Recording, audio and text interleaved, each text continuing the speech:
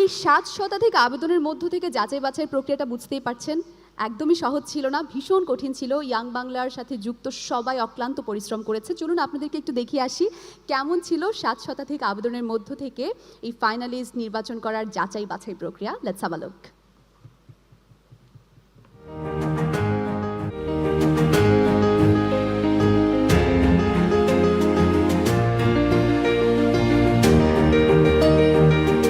আজকে ইয়াং বাংলা সিআরআইয়ের সাথে যে কাজটা করলাম, ওটা করার পরে আসলে আমি আরো অনেক এক্সপোজড হয়ে গেলাম যে বাংলাদেশের আনাচে কানাচে অনেক ইয়াং, তারা অনেক রকমের চিন্তা ভাবনা করছে। তারা পলিউশন নিয়ে চিন্তা ভাবনা করছে, তারা মেন্টাল হেলথ নিয়ে চিন্তা ভাবনা করছে, মেডিসিন নিয়ে চিন্তা ভাবনা করছে। It's amazing.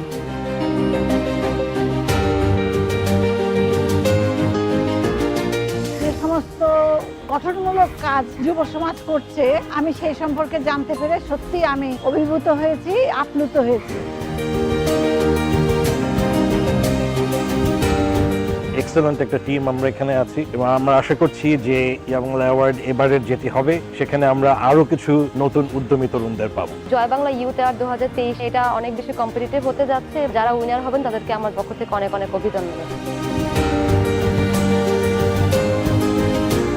একটা কম্প্রিহেন্সিভ ভাবে, হোলিস্টিক ভাবে ইউথরা কাজ করে যাচ্ছে, এটা একটা দর্শনীয় ব্যাপার।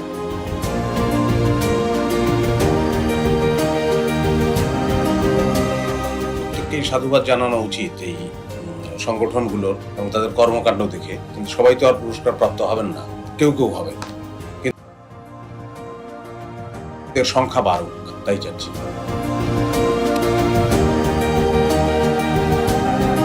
তৃণমূল পর্যায়ে যুব সংগঠনদের উদ্বুদ্ধ করার লক্ষ্যে আমরা জয় বাংলা ইউথ অ্যাওয়ার্ডটি দিব।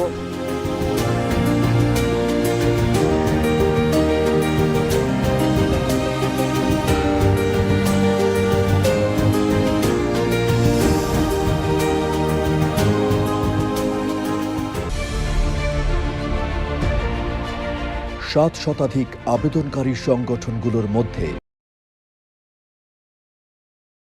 ফাইনালিস্ট সংগঠনগুলোকে, যাদের মধ্য থেকে নির্বাচিত হবে জয় বাংলা ইয়ুথ অ্যাওয়ার্ড 2023-এর বিজয়ী সংগঠনগুলো। Let's have a look.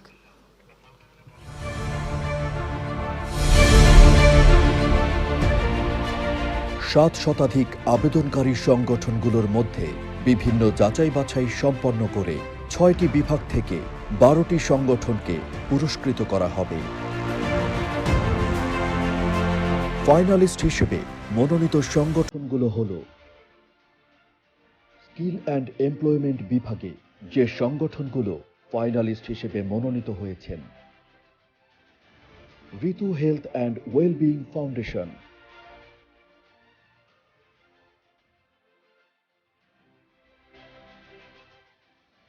ফাপা Bangladesh,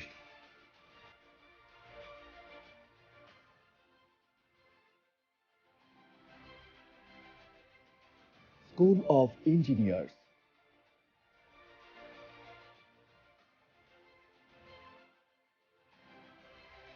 search Bangladesh,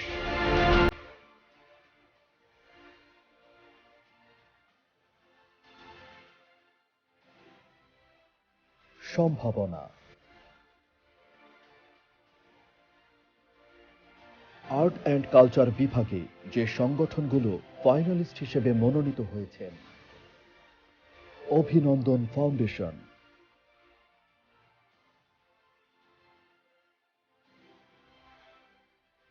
টঙের গান,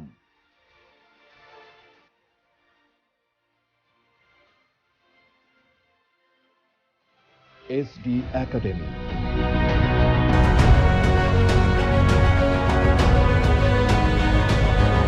canvas puppet theatre,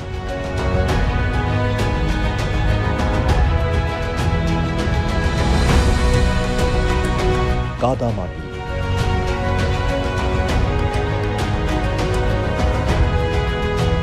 community wellness বিভাগে যে সংগঠনগুলো ফাইনালিস্ট হিসেবে মনোনীত হয়েছেন: Nopom foundation,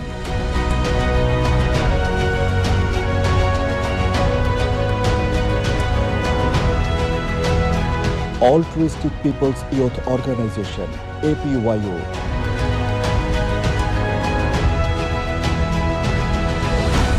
Rope for Outdoor Education,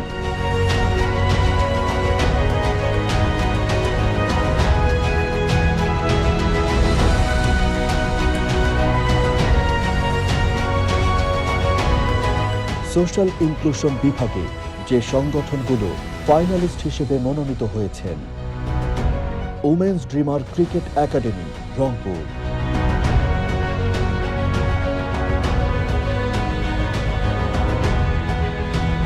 স্বপ্ন এক চিলতে হাসির জন্য,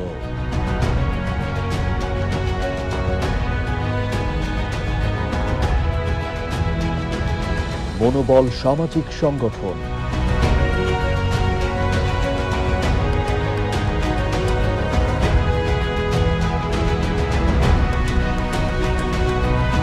light for life,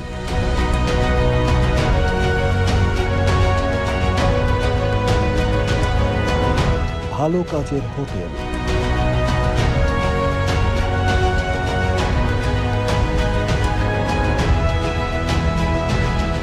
climate and environment বিভাগে যে সংগঠনগুলো ফাইনালিস্ট হিসেবে মনোনীত হয়েছেন: wild life and snake rescue team in Bangladesh,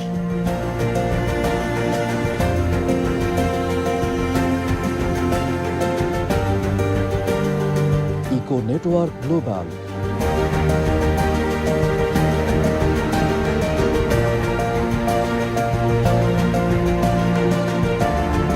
স্বপ্নপূরণ যুব foundation,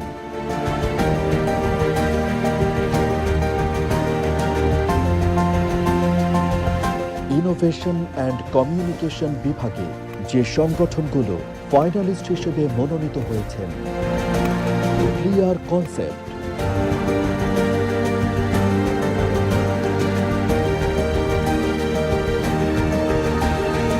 team Atlas,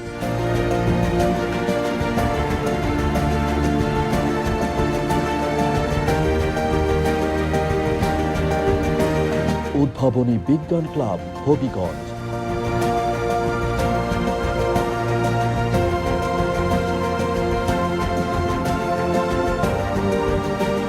we not I,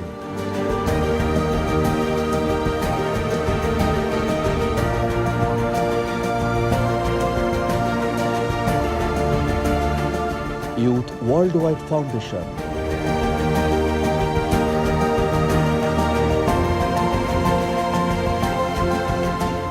অভিনন্দন সকল ফাইনালিস্ট সংগঠনকে।